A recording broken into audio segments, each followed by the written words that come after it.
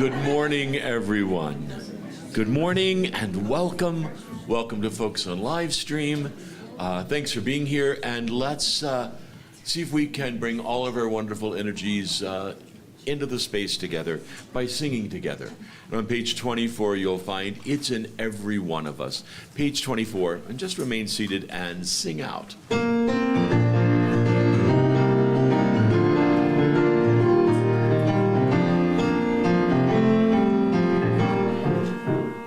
It's in to be wise.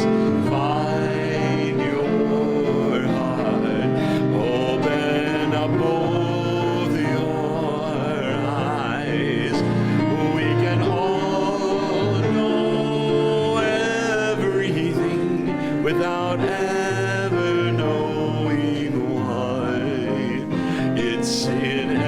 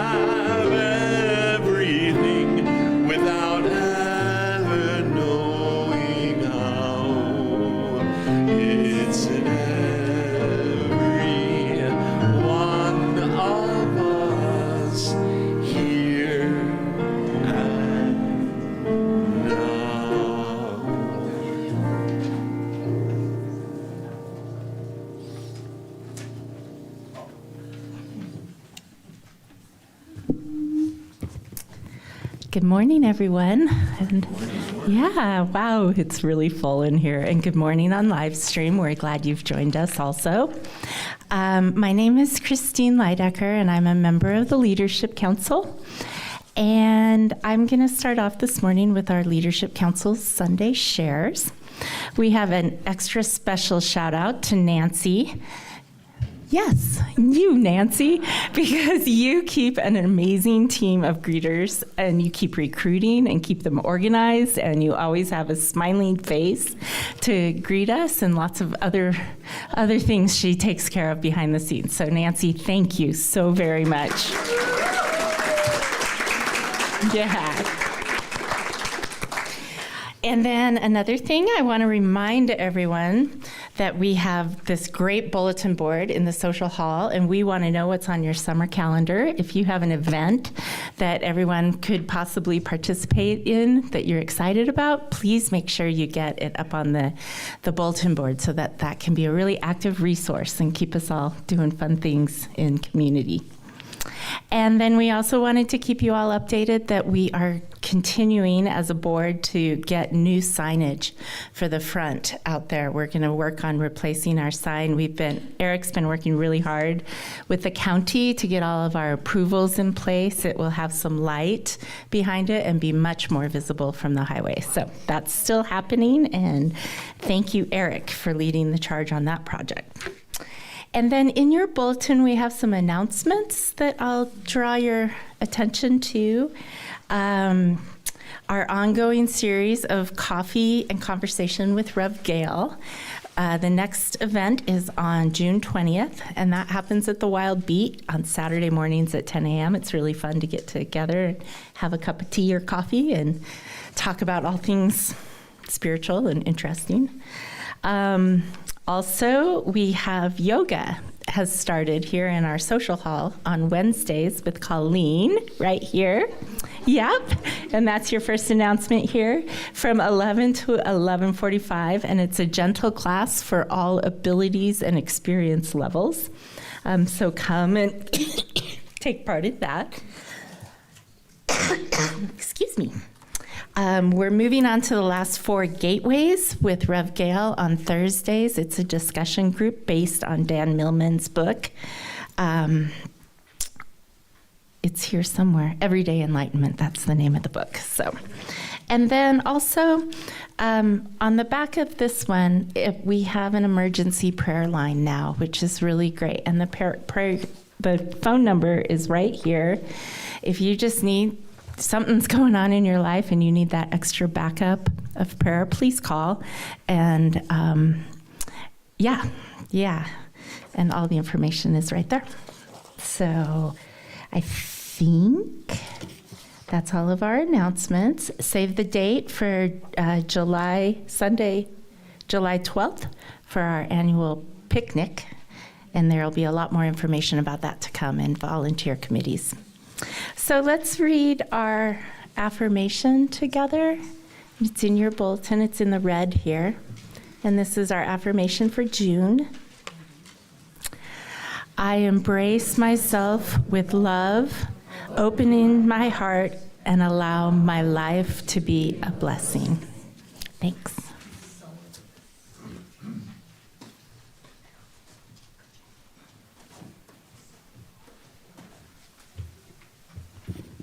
Oh, it is lovely to be up here and see all these faces and all of you online. Good morning. My name is Alex Taylor. I'm a practitioner here at Light on the Mountains. And I want to welcome you all, and let's do take a little time to be silent, and if it is comfortable for you, to close your eyes and take a few deep breaths, welcoming in this brand new morning, this brand new moment.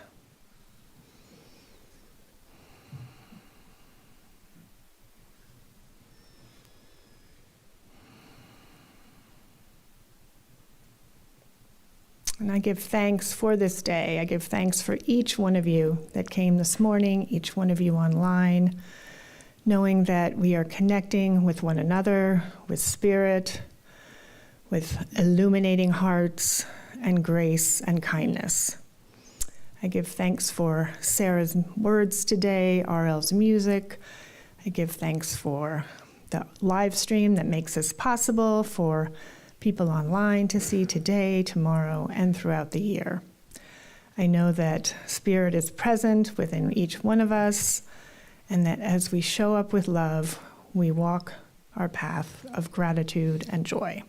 As together we say, and so it is. So I selected a reading today from our Science of Mind magazine, and the theme for June is love. And this one is called Love Guides Us Within.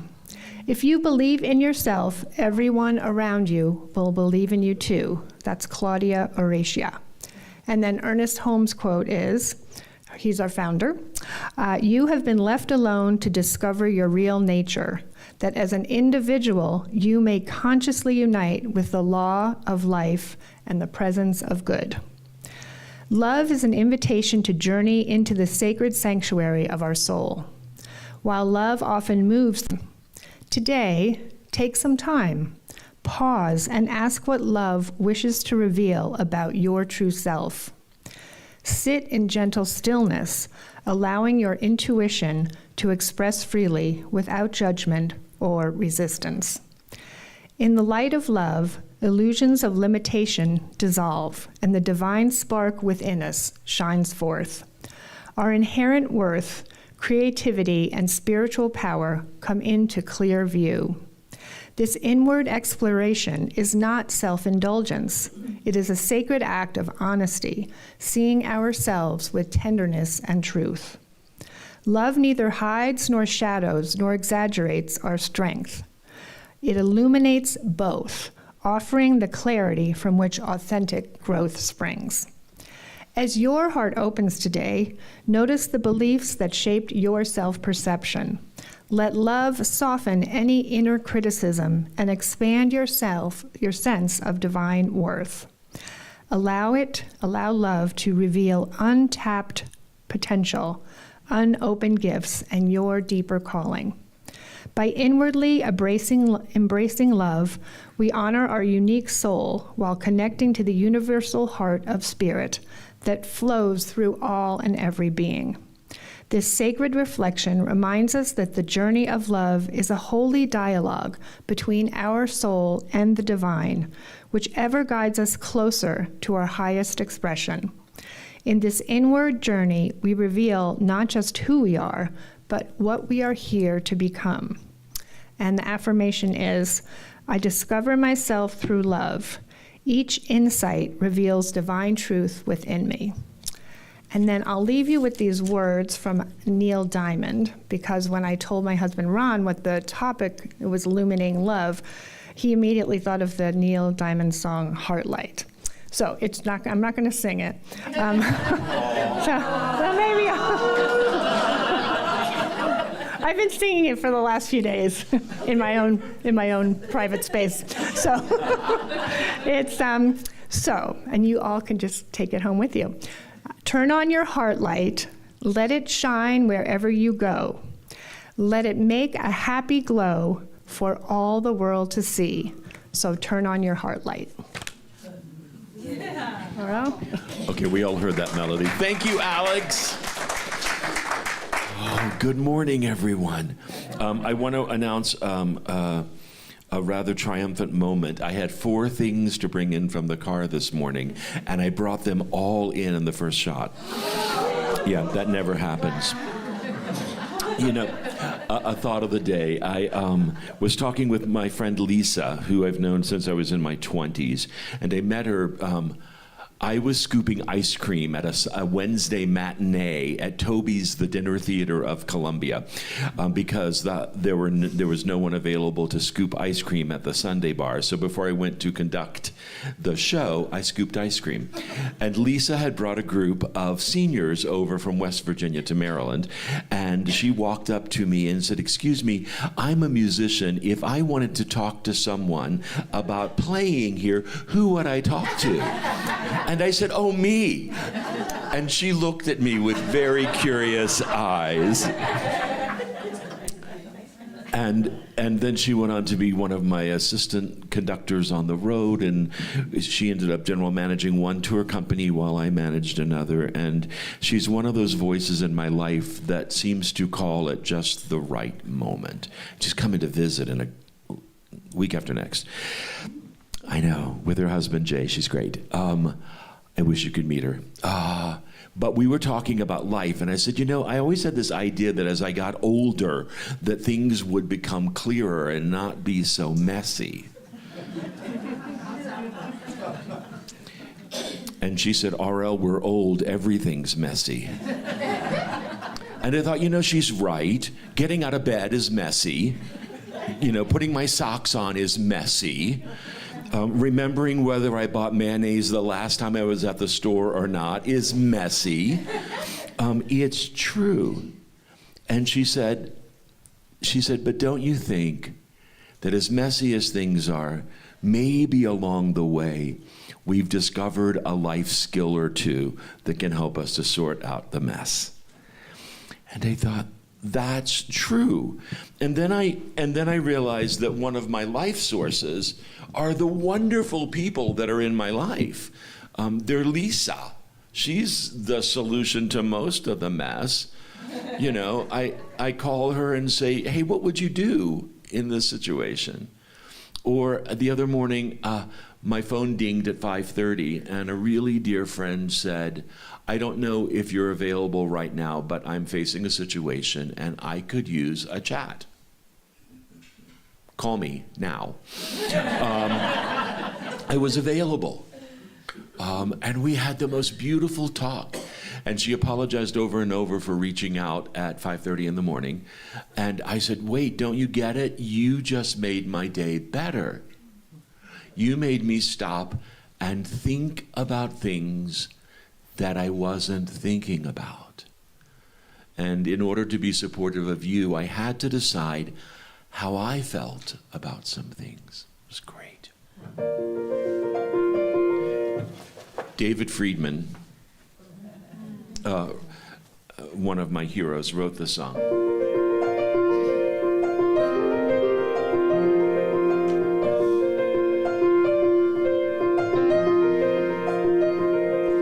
Don't give up the ship,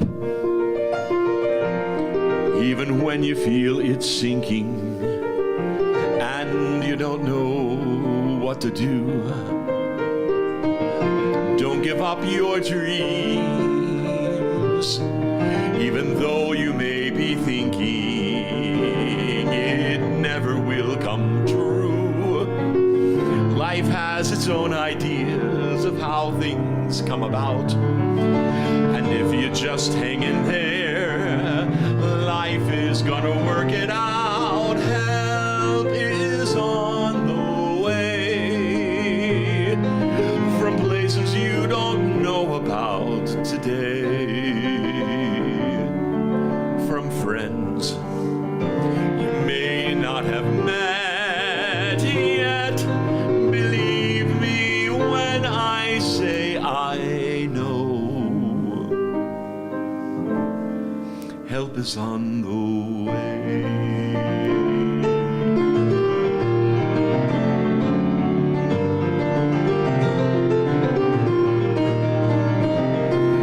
You don't have to know where the path you're on is leading. You just have to walk along, dreaming as you go, asking for the things you're needing. You never can go wrong if you have faith that things are happening as they should. And just believe each step you take is leading you to something good. Help is on the way from places you don't know about today, from friends you may not have met yet. Believe me when I say I know. Help is on the way.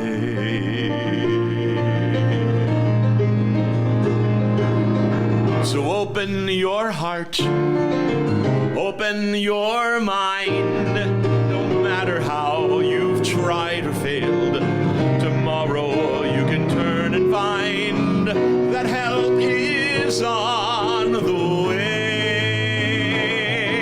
from places you don't know about today, from friends you may not have met yet. Believe me when I say I know. Help is on the way. Help is on the way.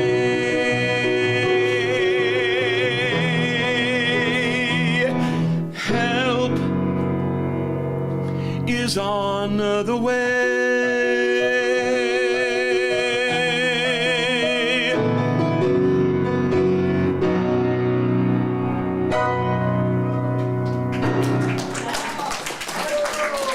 David Friedman, he's smart. He writes cool songs. Thank you all. One of the really great gifts that I have in this chapter of this organization's journey is on, well, on some Sundays I get to welcome Reverend Gail, and that's really cool. And other Sundays I get to welcome others who are going to share thoughts with us. And I don't know, I think about Sara in a million different ways. And one of them is her bumper sticker. Her car is white, right? Silver. And it's parked right out front. You might just take a look at it as you're heading out. It's a great bumper sticker. This is Sara. Now you'll all be wondering. I know. Don't go look now. She's going to talk. Okay, am I? You are. Oh, I'm good. Okay, good. I am really good because I'm here, and that has been amazing. My name is Sara Gorham, for those of you who don't know me, and those of you out there who don't know me. And I am a licensed practitioner here, and I, the last few years, have started migrating to Mexico over the winter, so I've been gone, and it is so wonderful to be back in many, many ways, but so wonderful to be back here with all of you. And the energy of this place right now is over the top. It's I've been so, yes. Yay, yes. I mean, I've been loved and supported by this community for many, many, many years, and a little feedback. But it's really phenomenal now, and I love how everybody is stepping up in such big ways. I mean, Reverend Gail is amazing, but my fellow practitioners in their talks have just impressed me so. Kelly blew me out of the water 2 weeks ago talking about accepting your emotions and how personal but universal his message was, and so undefended. It was sort of like walking his talk. And then our practitioner in training, Angie, got up with her pink boots last week and talked about facing your fears and processing those. And this week we're going to talk about illuminating your heart, which, and of course, Alex wore her very bright illumination colors, and I thought, not the week to be wearing anything muted. So I showed up in full orange. But this ties in perfectly. I don't know how many of you have been following the book that Reverend Gail is teaching on a Zoom class, Everyday Enlightenment, but our topics that we're given for each week follow the chapter headings for those who are discussing that book. And I have to apologize, I'm kind of got a froggy throat, so I'll be sipping water. Anyway, okay. Is this, I hope I don't have to hold it the whole time, but maybe I will. Is it working? Is it working? Okay. Anyway, the illumination of your heart is super simple. You just have to live a joyful, expansive, connected life with a grateful and untroubled heart. And your heart is illuminated and flows out into the world. However, the untroubled heart is the issue for many of us. The heart is, it's a really juicy place. It's where our divinity and our humanity meet and mingle. For those who study, the human energy field and the chakras and whatnot, they refer to the lower chakras, which are the energy of our embodied self, and the higher chakras, which connect us to our divine nature. And they meet in the heart. It's no surprise that the heart has 2 chambers, because it is where our divine self, our divine spark, the Christ light, the monad, the divine within, whatever you want to call it, is present and in residence, and where our human self expresses itself most fully. And those two are inextricable. The divine self can be unacknowledged, but is always present. And it will illuminate every inch of space we give it, not just in our own hearts, but out into the world. But it is not pushy.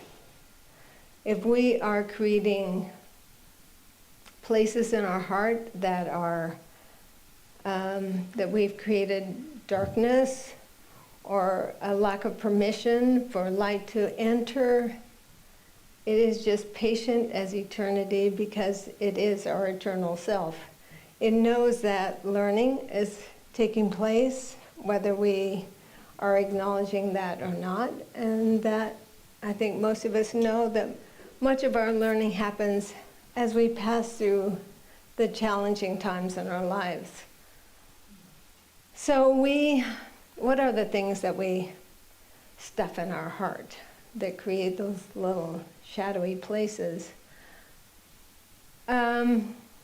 As Kelly talked about, if we do not embrace our emotions and process them and instead stuff them, if we do not face our fears and process and release those, we can calcify those, and they become totems that we hang on to in our heart. And so there are false ideas that we hold in our heart, like I'm not lovable, I'm not capable, I'm not worthy. There are fears that we are alone in this world, things that aren't true, but we hold them there. And I think life is about our evolution, and evolution is, once again, very simple. It's about releasing and allowing. And so the journey, I think, is about figuring out how we release things, how those stuffed emotions, how those calcified fears can be released, and so that we can allow our innate light to shine. So there are lots of different things we stuff in our heart. I'm going to talk about a couple of them and a couple of tools that we can use to release those. And one of them I'm going to talk about is unforgiveness, for two reasons. I think we're all pretty conversant with that.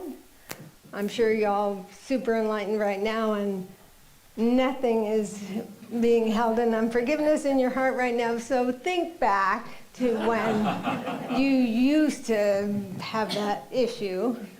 And the other reason I'm going to look at unforgiveness is because it's really apparent when we work to and through unforgiveness to forgiveness that how the divine within us is such a companion and a support for that process.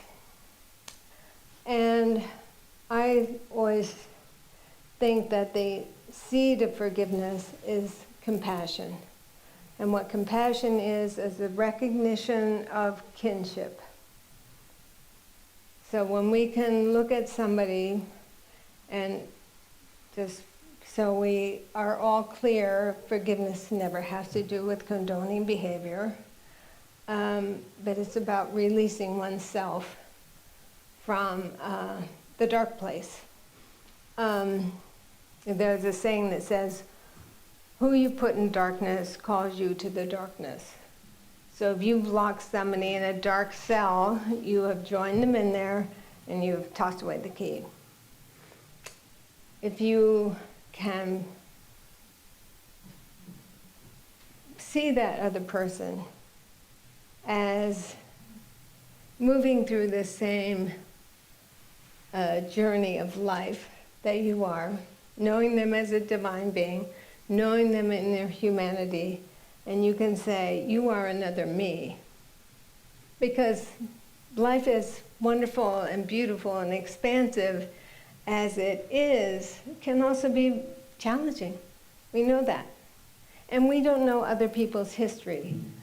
I always say that, and I truly believe this, everyone is doing the best they can with what they know in every moment. And if someone is behaving badly, they don't know how not to behave badly in that situation. Maybe they're defended, maybe they grew up with someone who told them it's a dog-eat-dog world, you gotta be first, or somebody's gonna eat your lunch, and you don't know. And so, once again, Compassion isn't condoning, it's knowing. It's knowing that that person is also on the journey. It's knowing that that person was making the best choice they knew, and quite possibly from fear. And so as we come to that realization, forgiveness is just a tiny step beyond.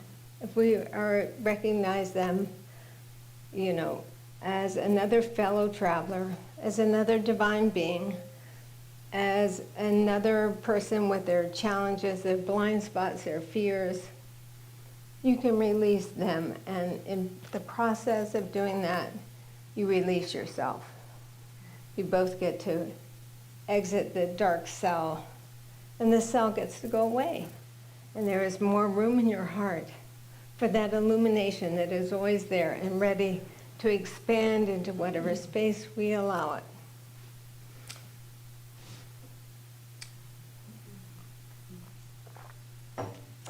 The other thing I want to talk about, and this is, sometimes we can allow past events that were maybe full of upheaval or transformative in not such a great way to become calcified, to become totems that we are chained to. And when we're chained to an idea of the past, it precludes us from living in the present moment, which is where life happens, where the divine is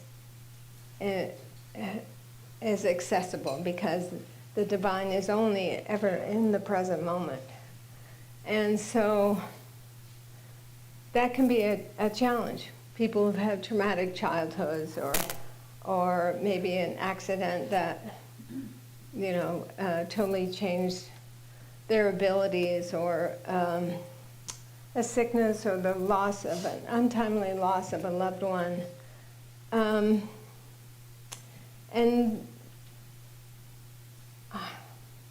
so for me, where you eventually want to get to is being able to see that as a thing that happened, minus the emotional charge.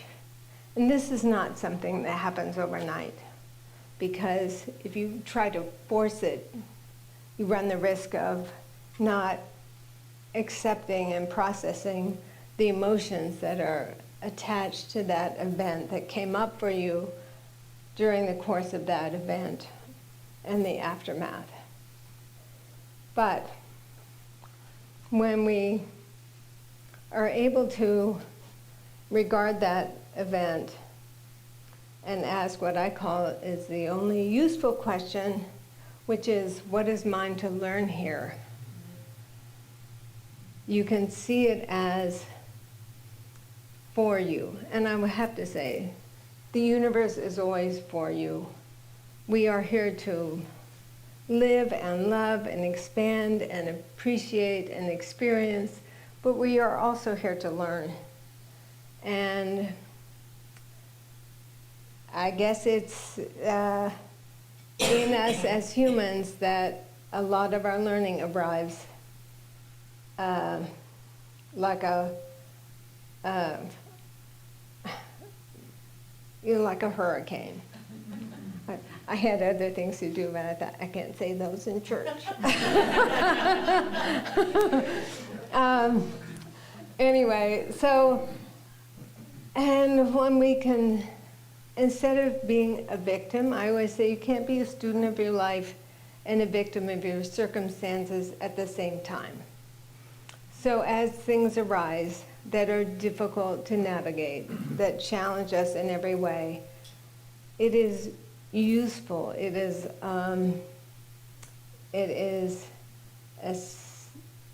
a grace to ask yourself that question: what is mine to learn here? And then you are, instead of being flat out and unable to pick yourself up, you can stand on your feet and be in inquiry. Okay, what is mine to learn here? And as you process your emotions, as you face your fears, as you try to answer that question, you can come to a place of neutrality. You don't have to love the cancer you survived. You don't have to love the accident you were in. You don't have to love your difficult childhood. But you can, if you can arrive at that place and say, this is a thing that happened, and I learned through it. You, once again, release one of those shadowy chambers in your heart, and the light can flow into it and out into the world, I have to say. So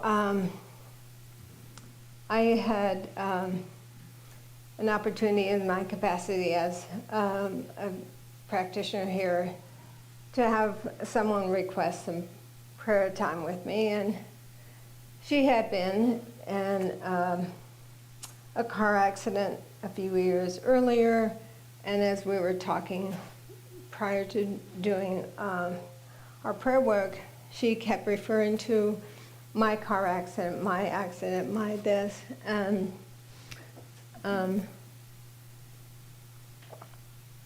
heard that, and I said, well, how about when and if you need to talk about that event, you just say, I was in an accident a couple of years ago, instead of my accident, like my hand, my foot, you know, like it belongs to you and you'll never be separate from it.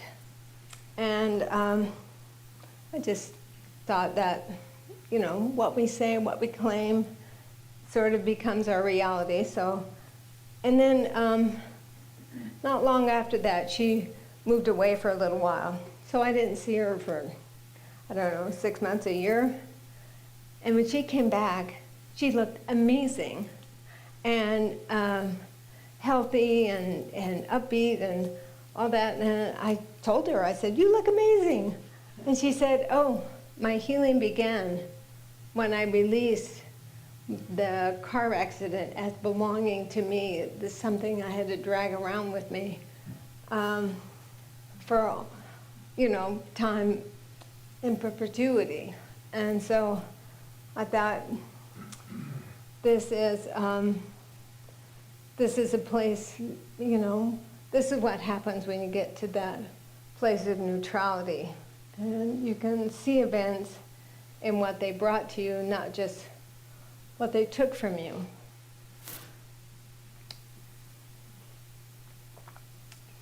So, in talking about things that happen, when I was, and I wasn't sure if I was going to tell this story, but I think I am, because it's just a thing that happened. When I was 28 years old, I was raped by 2 guys. There was a dramatic trial, and they went to prison. And that's a short story. And obviously, you know, this is not anything I would wish on anyone. But I did all the things that we just talked about.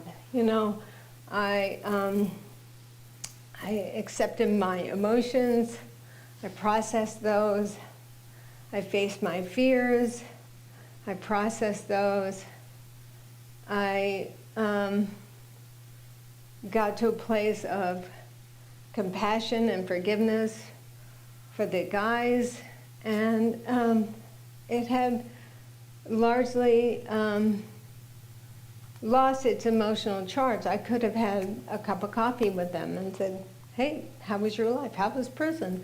But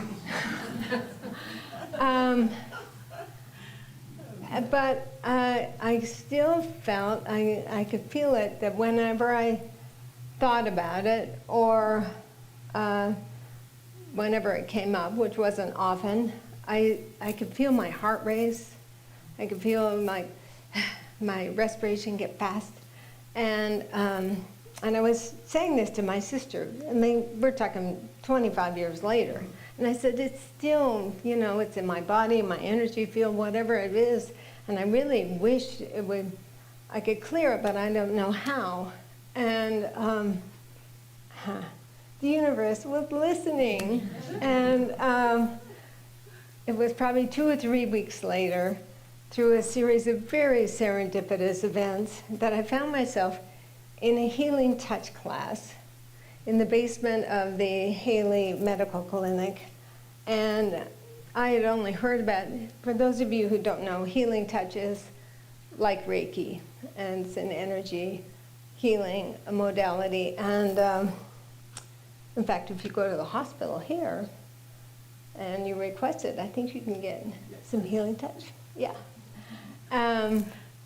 Anyway, I had only heard about healing touch maybe a week or so before. I'd been given a ticket to the Wellness Festival, and there was a presentation on it, and I had kind of a jolt of energy during that, so I was intrigued. I went to this class, and we were all newbies. Nobody there knew anything more than I did, which was zero. And there were a bunch of massage tables set up, and we took turns, you know, trying to feel each other's energy fields and being the one on the table. And at one point, when I was the one on the table, I have to describe it as this visitation arrived to me. I didn't think it up. It was just came to me. And does everybody know kind of what kabuki theater is? Yeah. It's like this Japanese drama form, and it's very stylized, and they wear very elaborate makeup and sometimes masks. And so this vision arrived to me, and it was a very stylized, and I will have to say non-graphic, reenactment of the rape. But interestingly, everyone had a mask with no expression on it. And it was sort of like, here it is, it's a thing that happened, minus the emotional charge. And ever since then, all that thing that I asked the universe for, like, I don't know how to clear it, but it was no longer in my body, it was no longer in my field, it was no longer having that effect that it had before. And it became a thing that happened, a thing that I could learn through. And interestingly, because you usually, when you think about, you know, what you can learn through, you know, it's like forgiveness, compassion, you know, those kinds of things. But in this case, the long thread over decades brought me to this healing touch class. Obviously, having that experience taught me that something's going on here. And so I took subsequent classes. I became a licensed healing touch practitioner. I had a little business, Sun Valley Energy Medicine, for a while. I started a clinic here when we had a healing touch clinic, and every Wednesday, Tuesday, whatever, people could come, and it was free or pay what you want. And me and my fellow healing touch practitioners would work on people. And I have to say, it had a profound opening experience for me, because it was sort of like, ooh, this divine stuff isn't theory, it's a felt energy. I mean, my experience always in doing energy work is that I'm just the conduit, and it is divine energy that is moving through me and to this person who is calling in this energy.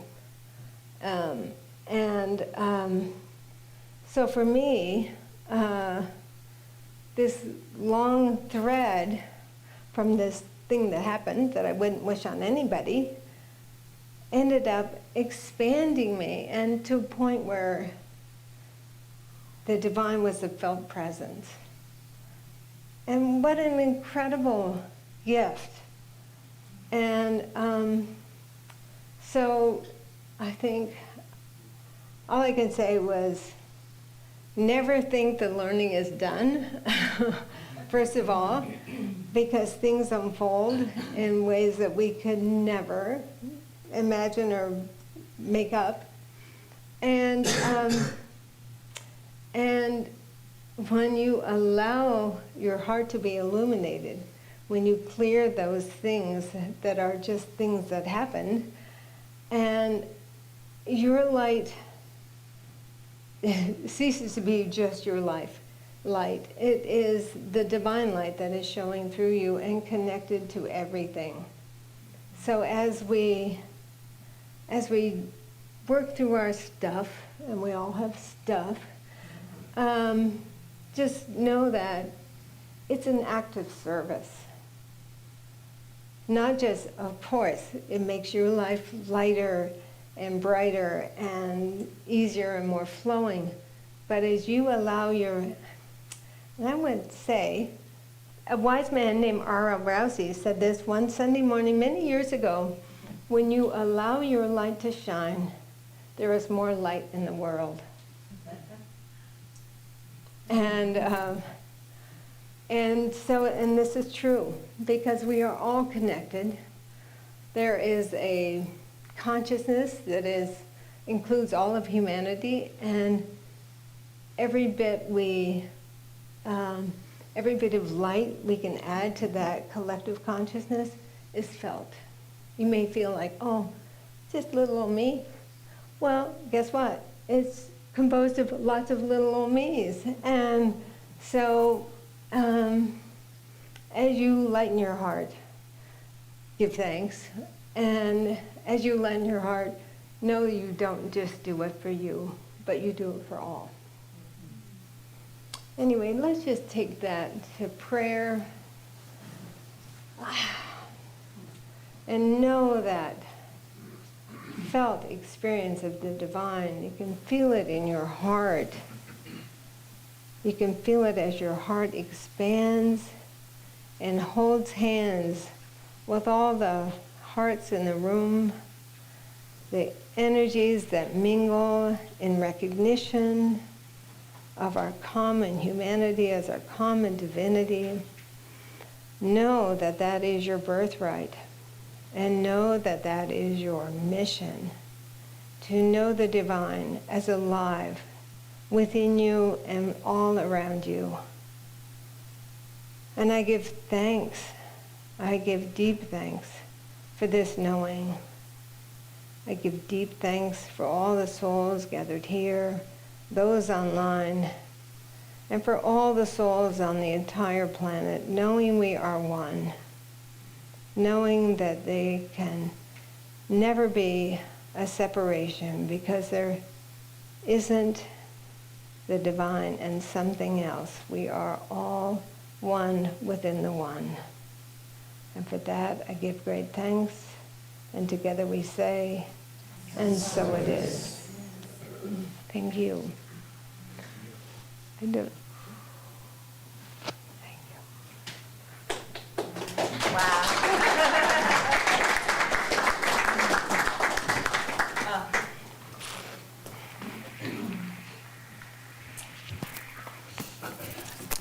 Wow. Super wow. And I'm reminded that the French word for heart is cœur. And the courage that you just inspired is, thank you so much. And thank you to all of you here. The center gives me courage every week, the things I learn here, the community that we have here, the energy that you all bring to our community, I am so grateful for. And how it gives me courage to to open my heart. It gives me understanding how to open my heart. And thank you, everyone. It returns to us multiplied abundantly, and now it's time for our offering. And on that note, I just want to thank everyone for everything that they offer by bringing themselves here and opening themselves. I just repeat what Sara said, that this center is on fire right now, and it's in a beautiful way. How everyone is showing up. We don't want a fire. No. Yeah, and so thank you for bringing that. Thank you for offering all that you have, and also thank you for offering your money, and it keeps our lights on in our beautiful building here for us to meet in and to be a real spiritual family. So however you bring your offerings, we're grateful. We're going to pass the basket, and if you'd like to put money in, that's awesome. Or if you donate with a pledge, please put a purple card in. Online, there's a button that you can hit if you'd like to make a contribution. And I'm a little rattled because that was such an amazing talk. Did I get it all, everyone? What have I forgotten? Okay, cool. Let's do the affirmation. And you'll find that in your brochure right here, and we'll say it all together. From the love of pure spirit within me, I bless this gift. I send it forth to heal, bless, and prosper. It is evidence of my faith, gratitude, and belief. It does good work in the world and returns to me multiplied abundantly. I should mention that there are 2 bumper stickers on the back of Sara's car. One says, I love New York, and I like that one too, and I know others in the room do. It's the other one I was talking about. I will trust in the Spirit. I will open my heart. I will always remember the truth of God that has brought me this far. So lead me on the path of light, and every step I take in faith leads me home to a place where all I know is love and grace. Lead me on the path of light. As I breathe, I become completely one with the light and with the love.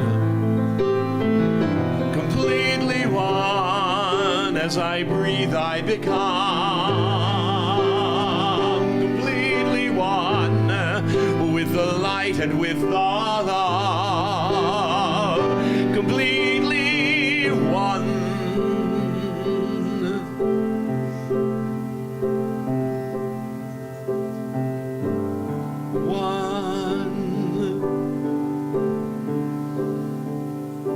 So lead me on the path of light, and every step I take in faith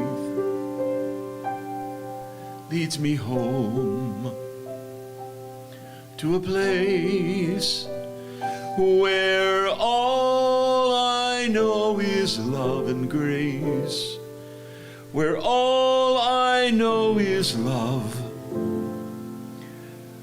where all I know is love, where all I know is love.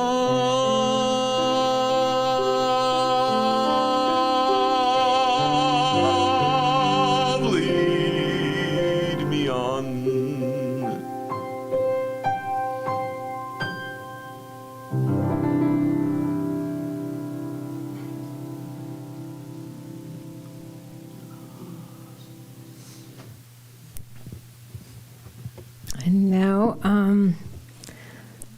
These baskets are kind of tokens of all that we give and all that we share.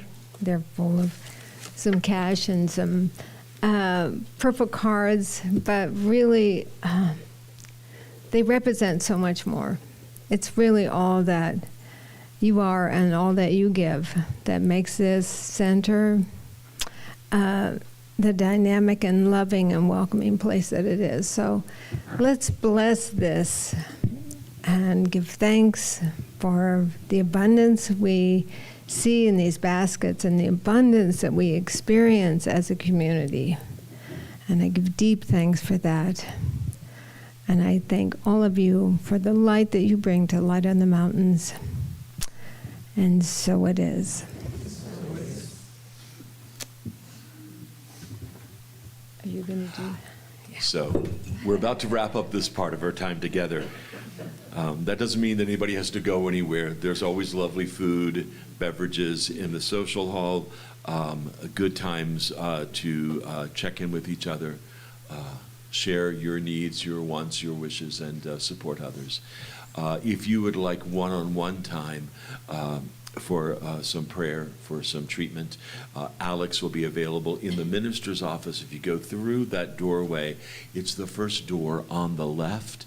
And if there's a backup line, there are other practitioners in the building who will be glad to jump in and be supportive as well. Let's sing as we wrap up our time together. Page 18 in your songbooks, Face of God. If you'd like to stand, stand. If you'd like to sit, sit. There are no rights or wrong. Page 18.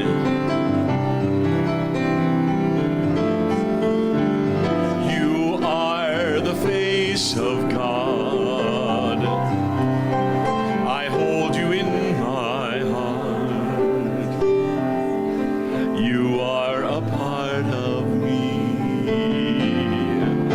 You are the face of God. You are the face of love. I hold you in my heart. You are my family. You are the face of God. One more time on the first verse. You are the face of God. I hold you in my heart. You are a part of me. You are the face of God.